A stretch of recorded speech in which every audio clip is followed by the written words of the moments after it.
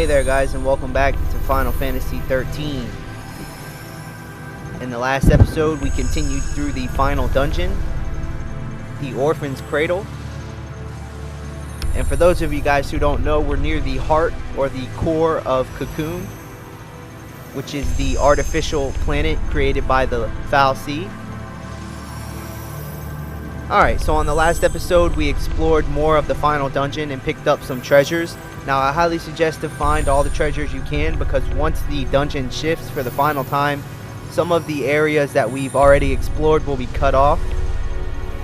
So make sure you get the treasures in the right order. And I cover all the treasure ball locations in detail on the last episode. Alright, so moving on. At the end of the last episode I advised you guys to prepare, because we're about to be fighting a boss fight. So for our current battle team for me is Lightning, Vanille, and Fang.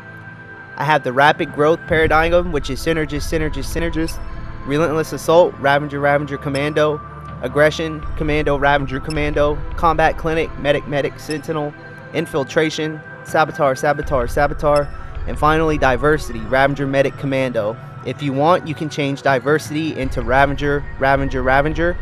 If you have progressed Fang far enough down her secondary role as a Ravager.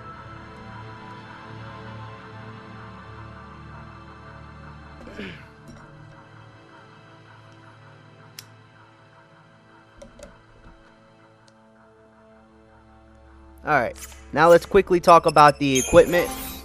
For Lightning, I have the Omega Weapon fully upgraded, Adamant Bangle, Ribbon, and Sprint Shoes.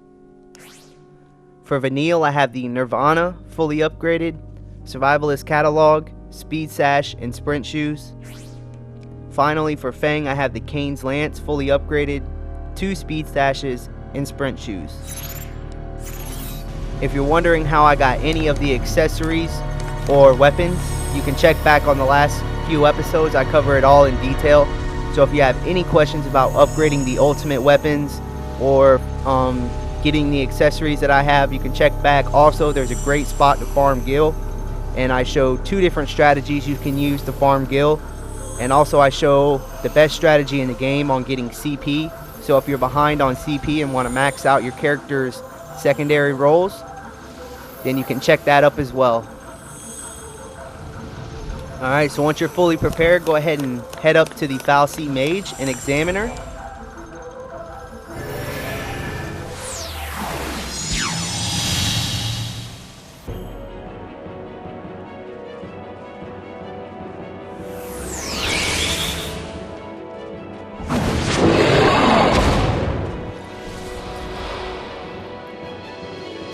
Alright, so at the start of the battle, work on the bigger dog first, the Jabberwocky. So you have Bandersnatch and Jabberwocky. There are 2 enemies in this battle, much like the earlier boss fight that we fought in the earlier episodes of this game. So you're going to want to work on the first dog, which is the bigger dog first.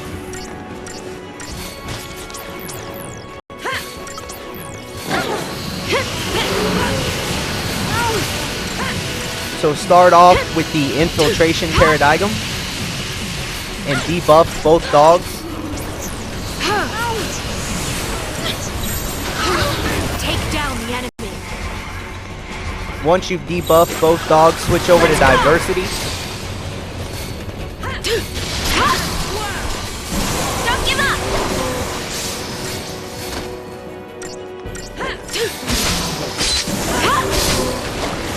Thanks. And if you manage to stagger the little dog first, then go ahead and work on her. Oh, yeah?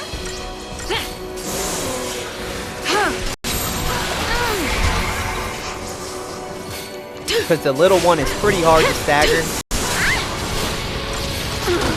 So if you manage to stagger her first, work on the smaller dog. Whichever one you can stagger first, take it out.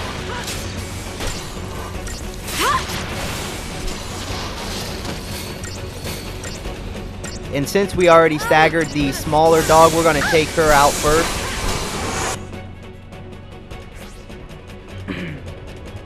So that takes care of Bandersnatch. The Bandersnatch has 254,250 HP. And the Jabberwocky has 678,000 HP. So I would highly suggest to take out the bigger one first. However, if you manage to stagger the smaller one, then go ahead and work on whichever one you stagger first. Because in the X-Infiltration paradigm, when you have 3 Sabotars, they tend to target both enemies at once. So you might stagger the little one before the bigger one, and if that happens, you're going to want to switch to Relentless Assault and bring down the smaller one. Whichever one you stagger first is the one you should start focusing on taking out. So if you haven't staggered any of them, then I would suggest to start with the bigger one. Take out the bigger dog first and then work on the smaller one. But if you stagger the smaller one, then take the smaller one out first. It really doesn't matter. Take down the enemy. This'll be quick. Alright, so once you manage to kill one of them, switch to Combat Clinic and heal your HP back up to full.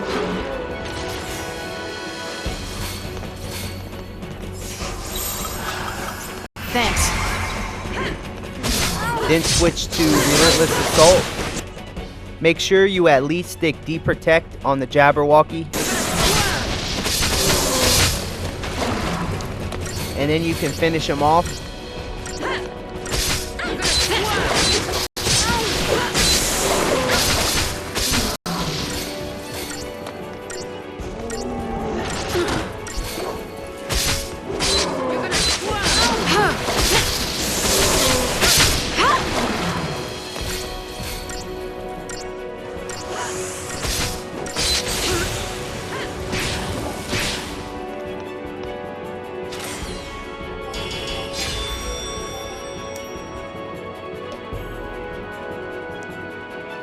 Alright, so for taking out the Jabberwocky and the Bandersnatch combo, you'll get 32,000 Christian points.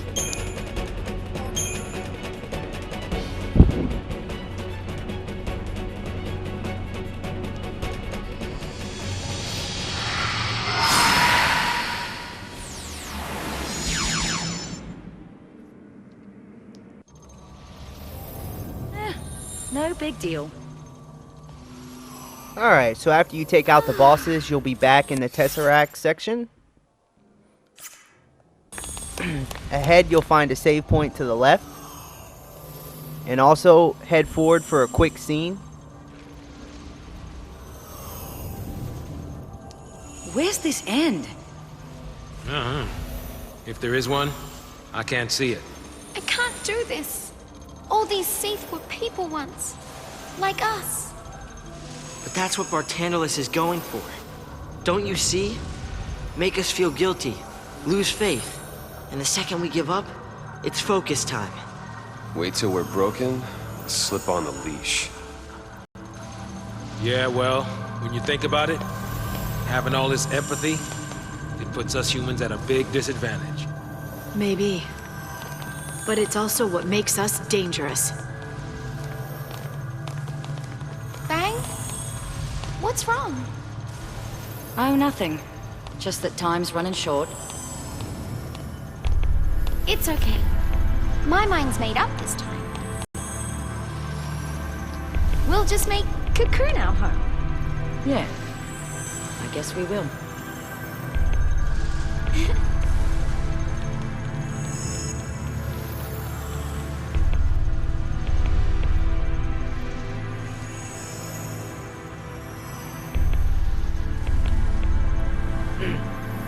Alright, so after the scene, you can save your game if you want.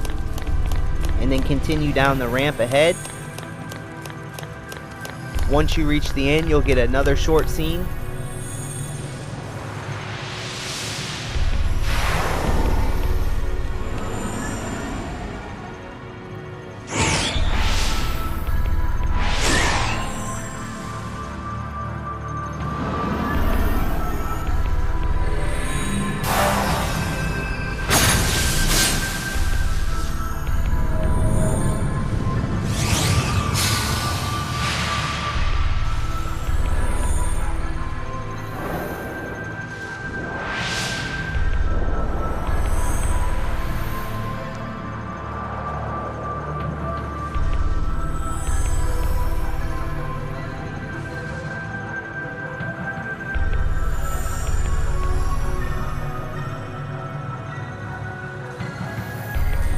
Alright. So after the scene, there will be 6 rings. Each ring contains a set of enemies.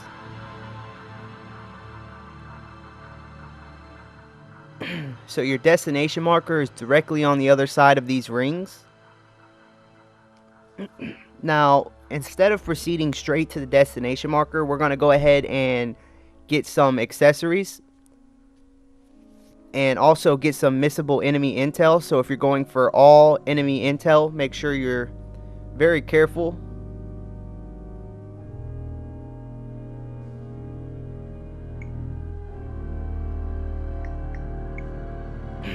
Alright.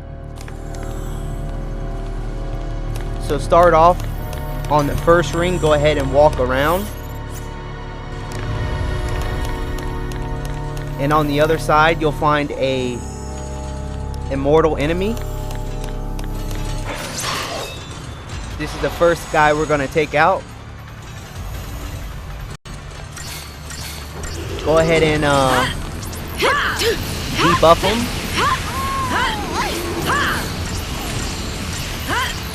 Alright, so now this is very important. While fighting the immortal, you'll see if you liber him, he has 1,695,000 HP.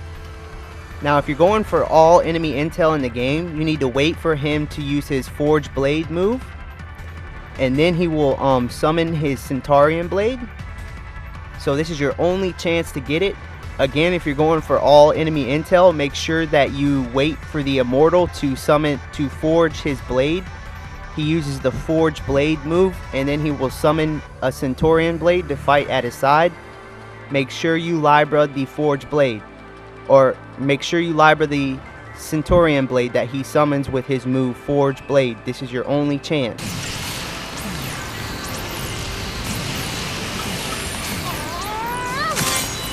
Alright, so he summoned the Centaurian Blade. I'm going to go ahead and libra it.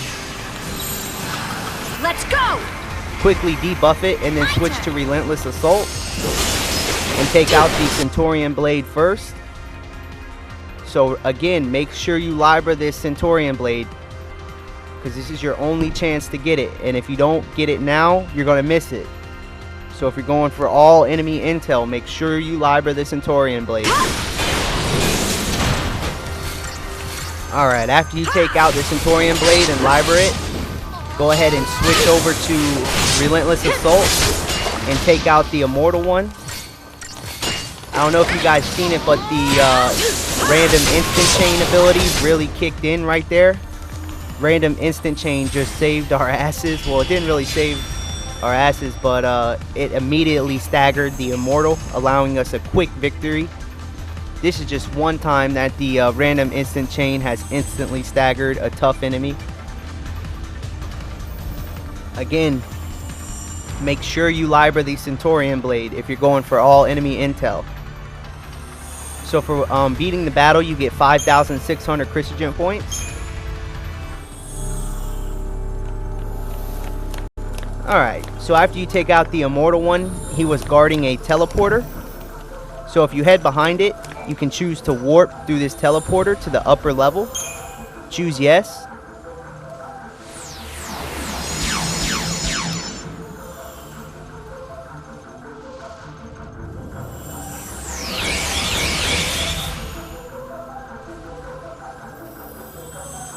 Alright, so once you're in this area, go ahead and turn right to find the first treasure ball.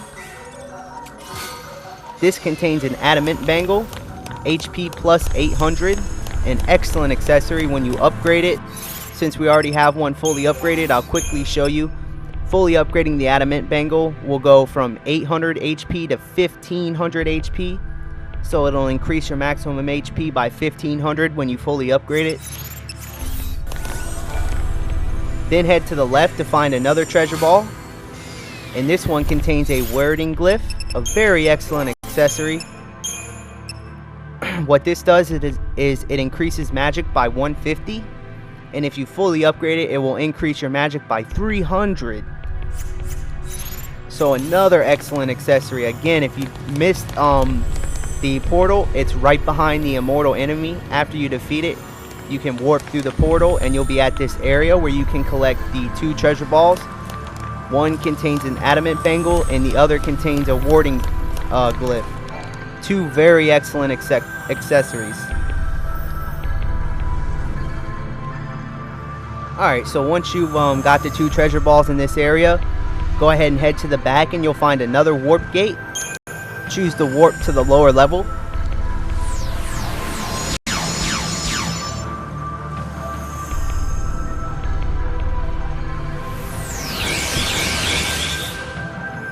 Alright, so when you take the next warp gate, you'll be in a new area. Just like before, go ahead and head to the right. And further up, you'll find another treasure ball you can get. This one contains an elixir. Then head over to the left side, and you'll find the final treasure ball of this area. Go ahead and open it up for a nugget of scarletite, upgrade crystal.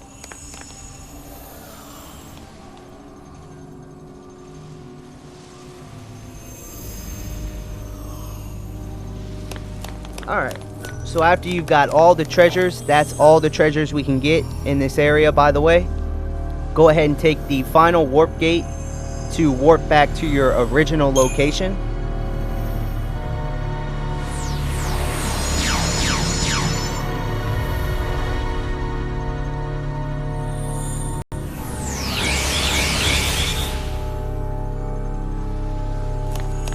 Alright, so once you're back at your original location, you'll be back to the 6 rings. Now the Immortal has respawned, so if you didn't get to Libra him for his Centaurian blade, you'll have one more chance at it. So make sure you do that. And then we're going to proceed to the right, and we're going to head around the right side of the rings. Now on each new ring, there'll be a set of enemies you have to take out. So let's go ahead and smash through them all real quick.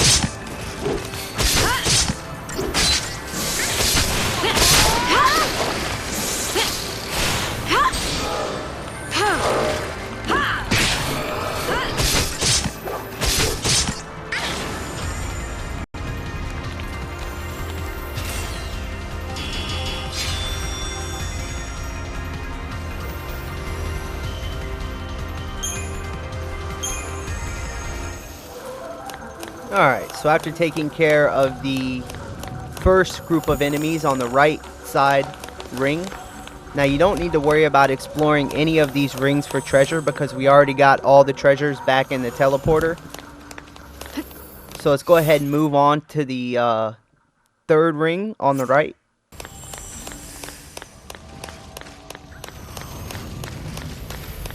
Up ahead we have the next enemy. The next enemy group.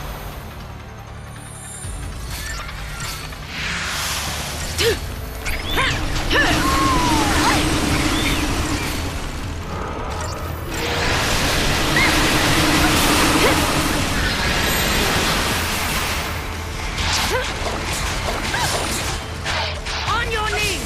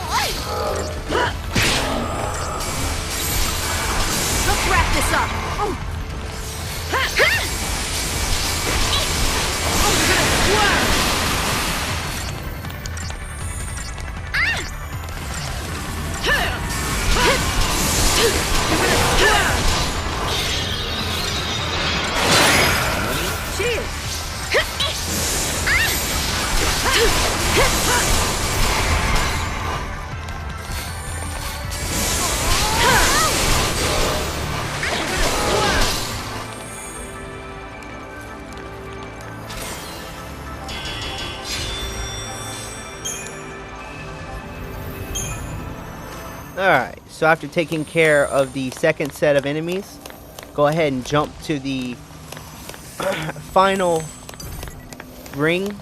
And we got one more enemy group that we need to take out.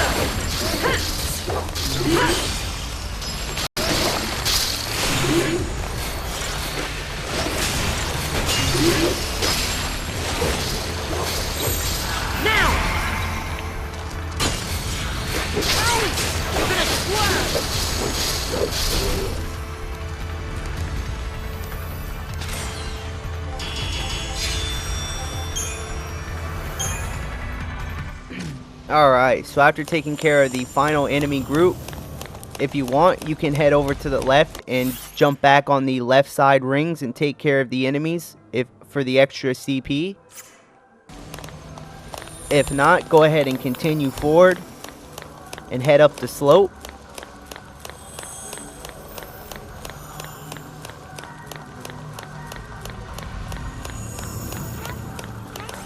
And at the top, you'll reach a save point to the left, and you'll see another fal'Cie mage. Alright, so go ahead and save your game before progressing any further. And that's going to conclude this episode of Let's Play Final Fantasy XIII. Alright, so if there's anything you guys have missed, any of the treasure balls or anything like that, this is your final chance to get them. Because whenever we head to the next area, we won't be able to backtrack that I know of. You might be able to backtrack, but I'm not really sure. I don't think you'll be able to. So if you might want to go ahead and get them treasures right now, just in case you can't backtrack. Alright, and if you have any questions about treasures or anything, my equipment, my weapons, anything that I have, you can check back on the last episodes. I cover everything in detail. And once we go through this, once we examine this next fal'Cie mage, we're going to be thrown into another boss battle. So you might want to prepare yourself. I'll give you the tips, the strategy and preparation at the beginning of the next episode. I'll talk about paradigms and equipment. Alright, so again, if you missed any treasure, make sure you go back and get it, because I'm not really sure if we can head back to this area. So you're going to want to make sure that you get any treasure balls before progressing any further. And yeah, that's it. That's going to conclude this episode of Let's Play Final Fantasy XIII. I'll see you guys next time, where we head deeper into the final dungeon, Orphan's Cradle, and fight the next boss.